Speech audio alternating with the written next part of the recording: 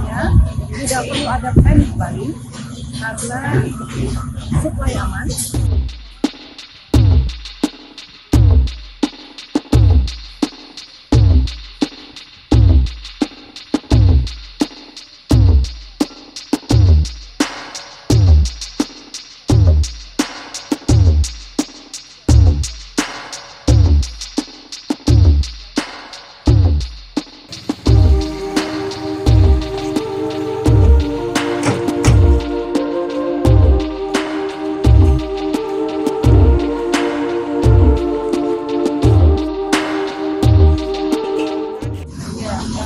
Terima kasih ya tadi rekan-rekan sudah sama-sama mengikuti dan melihat langsung.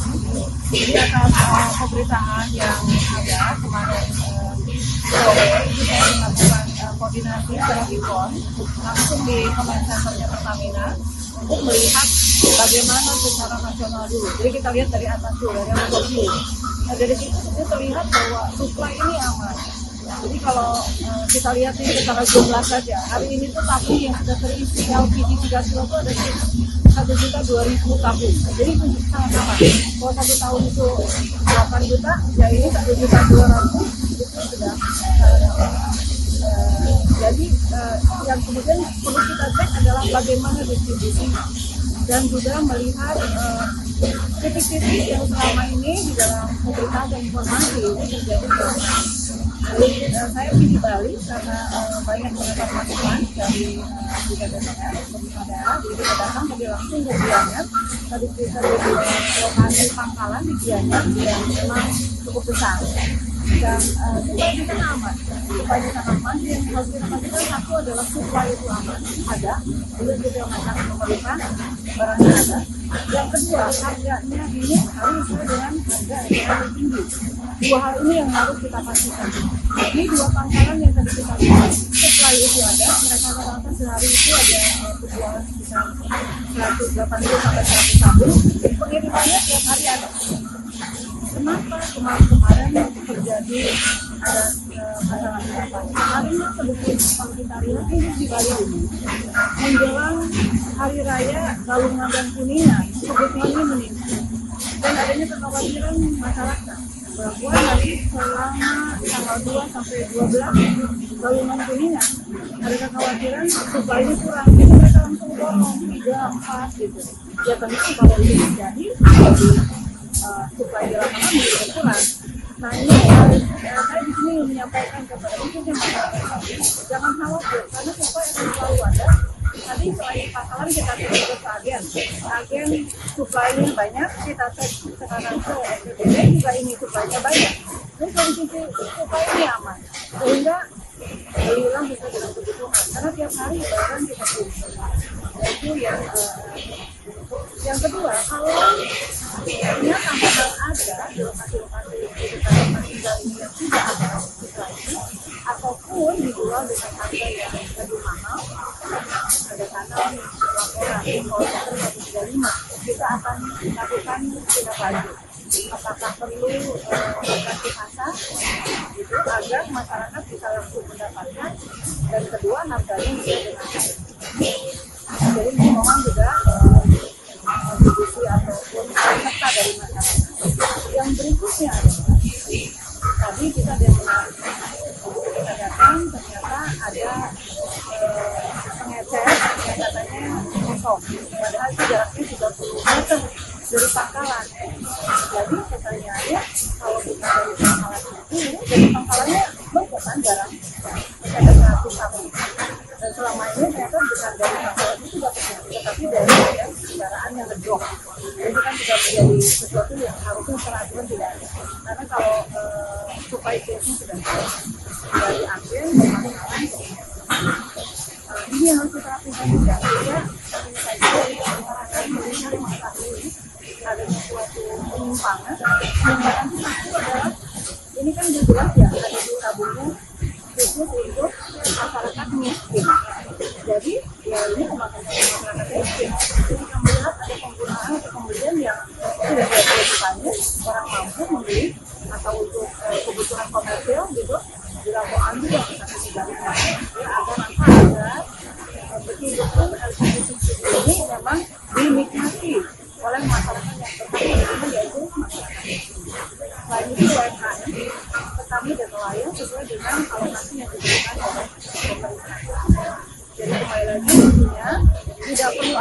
kembali karena supply aman, distribusi kita jaga betul.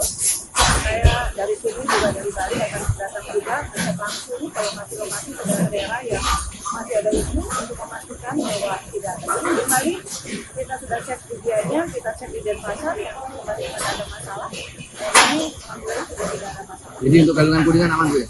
Aman, kita pastikan aman. Jadi tidak perlu membeli banyak, tidak perlu setiap hari. Kebutuhan aja.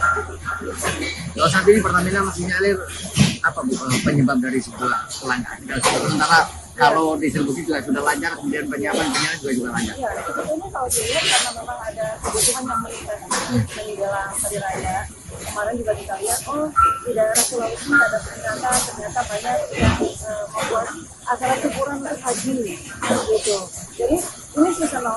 Jadi perencanaan tadi saya minta kepada teman-teman, ayo perencanaan detailkan. Setiap daerah itu punya karakteristik. Kalau secara nasional kan kita selalu menggambarkan pasokan ketika ada Natal tahun baru, ketika ada Ramadan di Idul. Nah, setiap daerah ini punya nih nasional yang memang harus kita rencanakan dengan baik agar secara supply dan demand ini tidak ada. Bu, apa nanti kamu bisa mempercepat karena tadi semuanya angkatan dekat 30 meter tapi ternyata dia tidak beli itu gimana? Ya ini kalau tidak gini loh, kalau tidak mengikuti mekanisme yang ada akan kesulitan seperti tadi ketika yang ngedropnya tidak ada barangnya kosong.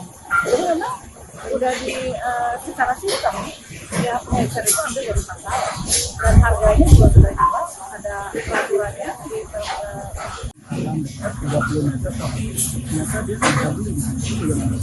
ya ini kalau tidak gini loh, kalau tidak mengikuti mekanisme yang ada akan kesulitan seperti tadi ketika yang ngedropnya tidak ada barangnya kosong.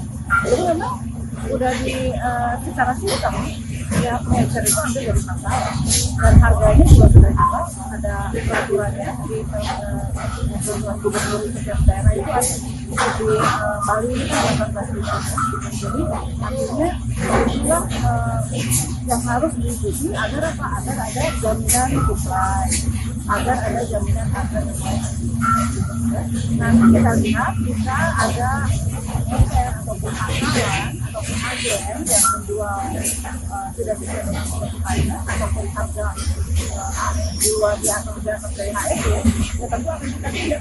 Kita kurangi atau kita stop, intinya dan stop. Ini memang harus kita lakukan. Jadi mekanisme kontrol dari masyarakat ini sangat penting agar kita bisa mengatur betul agar subsidi yang menggunakan anggaran negara ini bisa dinikmati oleh masyarakat.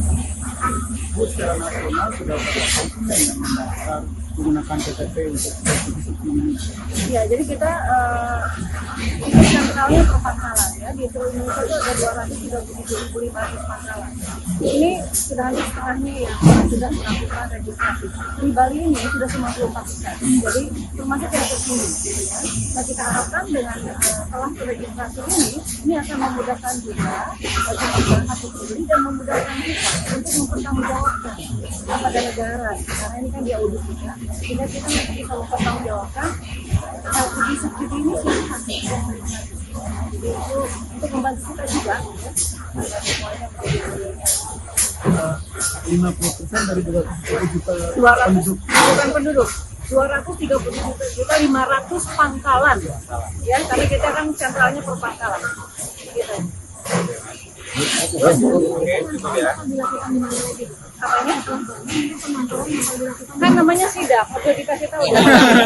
Kami disiap-siapin. Itu akan lakukan sidak. Ya, makasih ya. Ya, karena itu yang kita lihat. Kalau kita lihat tuh ada permasalahan lah. Tapi itu alhamdulillah. Karena kita punya service level agreement untuk merespon. Satu, merespon, kedua, menyelesaikan. Kalau kita hanya bicara komplain itu di medsos, tidak ada service level agreement-nya. Tapi begitu masuk ke call center 35, jelas tanggung jawab. Gitu, ya. Banyak yang belum melalui sosmed atau itu betul. Iya, jadi tidak efektif kan. Tapi kalau kita lihat di data call center, itu kita lihat penyelesaiannya tepat. Semua masukan, semua komplain ataupun semua pertanyaan itu kita respon dan jelas. Kalau langkah untuk mempercepat pendaftaran masyarakat menggunakan KTP di LPG itu bagaimana? Ya, datang aja ke Pangkalan. Kan tadi saya bilang sentralisasi registrasi itu di Pangkalan. Jadi datang ke Pangkalan untuk mendaftar. Malah kalau yang sudah terdaftar di datanya dari Kemensos itu begitu masukin nomor KTP sudah keluar.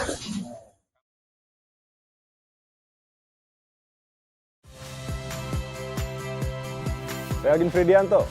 Saksikan terus program-program Kompas TV melalui siaran digital, pay TV, dan media streaming lain. Kompas TV, independen, terpercaya.